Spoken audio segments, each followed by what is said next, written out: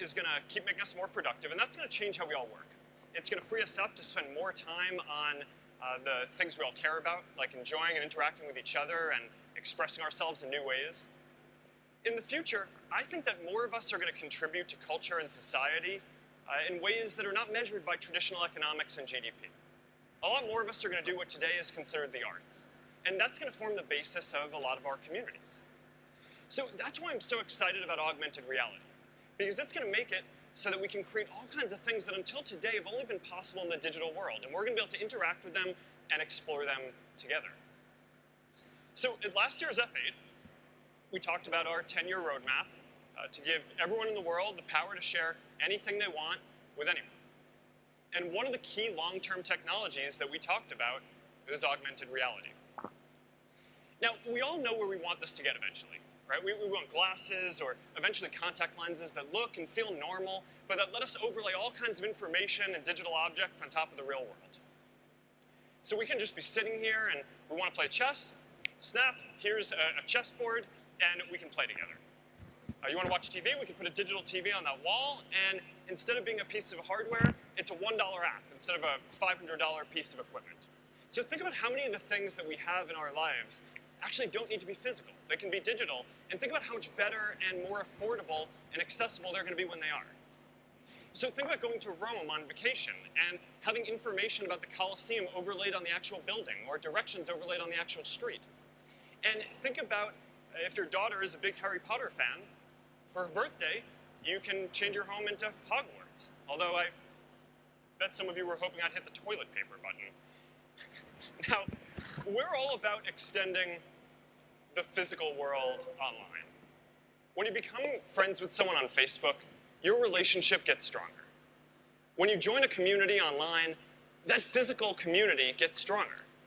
So augmented reality is going to help us mix the digital and the physical in all new ways, and that's going to make our physical reality better. So that's why this is such an important trend. Now, when we talk about augmented reality, there are three important use cases that we think about. The ability to display information, like directions or messages or notifications. The ability to add digital objects, like the chessboard or the TV screen I was talking about. And the ability to enhance existing objects, like your home or your face. Now, I used to think that glasses were going to be the first mainstream augmented reality platform, and that we'd get them, maybe 5 or 10 years from now, we'd get the form factor that we all want. But over the last couple of years, we've started to see primitive versions of each of these use cases on our phones and cameras. So for displaying information, we've all seen people take photos and write text on them, or circle things or draw arrows to highlight information. For digital objects, we have games like Pokemon, where you can overlay a digital Pokemon on top of the real world in front of you. And for enhancements, we have things like face filters and style transfers to make our images and videos more fun.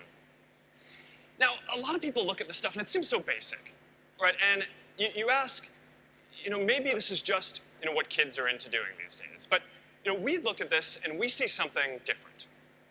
We see the beginning of a new platform. We're not using primitive tools today because we prefer primitive tools. We're using primitive tools because we're still early in the journey to create better ones. And in order to create better tools, first we need an open platform where any developer in the world can build for augmented reality without having to first build their own camera and get a lot of people to use it. But when you look around at all the different cameras that are out there today, no one has built a platform yet. So today, we're going to start building this platform together. And we're going to make the camera the first mainstream augmented reality platform. So if you take one thing away from today, this is it, right here. We're making the camera the first augmented reality platform.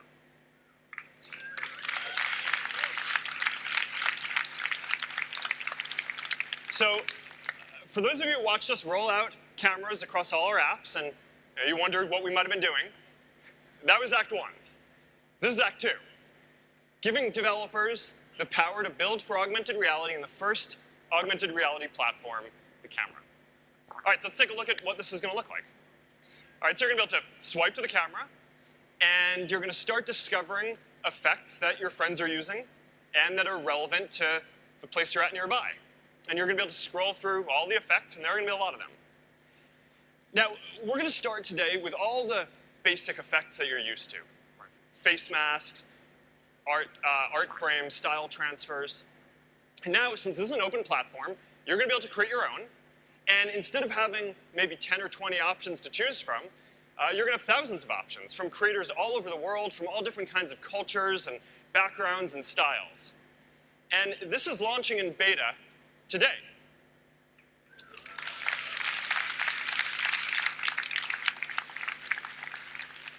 Now, this is just the first step, though. So we have a lot crazier stuff that I want to show you that's going to be coming soon. So now, for real augmented reality, you don't just want the ability to do those tools. You also want the ability to have realistic 3D objects. And in order to do that, you need to have a platform that gives them precise location, a realistic relationship with